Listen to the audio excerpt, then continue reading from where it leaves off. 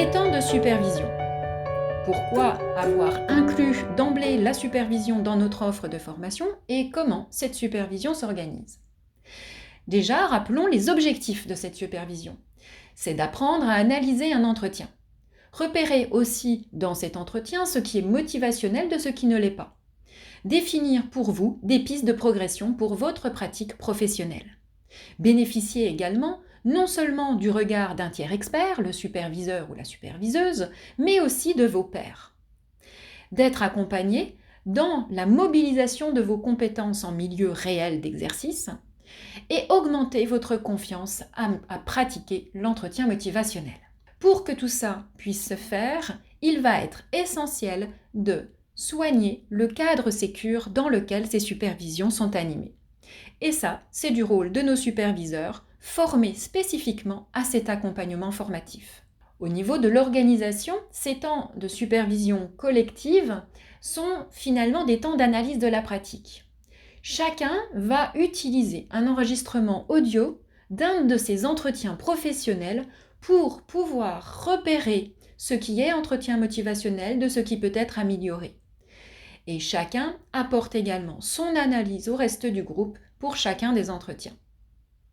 Par contre, cela demande une organisation logistique avant le temps de supervision, où chacun devra tout d'abord trouver quelqu'un avec qui réaliser cet entretien enregistré, bien entendu lui demander son consentement pour enregistrer cet entretien et lui faire signer ce consentement. Ensuite, enregistrer l'entretien et après avoir enregistré cet entretien, chaque participant va cibler 5 à 8 minutes avec un objectif d'apprentissage. C'est-à-dire qu'est-ce qu'il souhaite améliorer sur ce passage ou quelle question lui vient à l'écoute, à la réécoute de ce passage, de cet entretien. Pour l'accompagner, le superviseur lui offre une feuille Word pour définir son objectif, mais aussi ses besoins vis-à-vis de cette supervision pour qu'elle se passe au mieux pour lui. Et donc, la feuille de consentement, l'enregistrement et cette feuille Word sont à envoyer au superviseur ou à la superviseuse une semaine avant sa supervision pour qu'il ait le temps de s'en imprégner, d'en prendre connaissance et donc de préparer sa supervision avec vous, participants. Comment ça se passe? Durant le temps de supervision, vous allez avoir un temps de faire connaissance, de poser le cadre et ensuite les supervisés vont passer à tour de rôle. Donc vous les participants, vous allez avoir un participant qui passe avec son enregistrement. Il va être effectivement débriefé pour lui permettre de réfléchir à ce passage et vis-à-vis de la pratique de l'EM, ce qu'il a pu mettre en relief et donc investir dans ce passage, mais aussi ses pistes d'amélioration. Ensuite, les autres participants vont être amenés potentiellement à partager aussi leur analyse. Mais tout cela est mené par le superviseur. Et une fois le premier participant passé, on passe à un deuxième participant qui, pareil, va suivre la même procédure d'écouter cet enregistrement, ce passage, et d'en discuter ensuite de manière très ouverte avec le superviseur et les autres participants.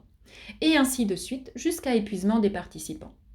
C'est au choix du groupe et du superviseur de savoir si sur chaque supervision, 3 supervisés passent, donc 3 participants, ou la totalité, c'est-à-dire jusqu'à maximum 6 participants dans ces sous-groupes de supervision. Ce qui est sûr, c'est que chacun passera au moins une fois entre le module 1 et le module 2. Au niveau de l'organisation, les supervisions sont en distanciel. Cela veut donc dire que chaque participant devra s'organiser et s'assurer d'avoir vraiment un temps dédié pour ces 3h15 de supervision. Mais également qu'il est bien seul devant son PC. D'avoir bien entendu une bonne connexion Internet, une caméra et un son de qualité. Et d'être en mesure de se connecter à Zoom car c'est la plateforme utilisée par l'AFDEM pour organiser ces supervisions.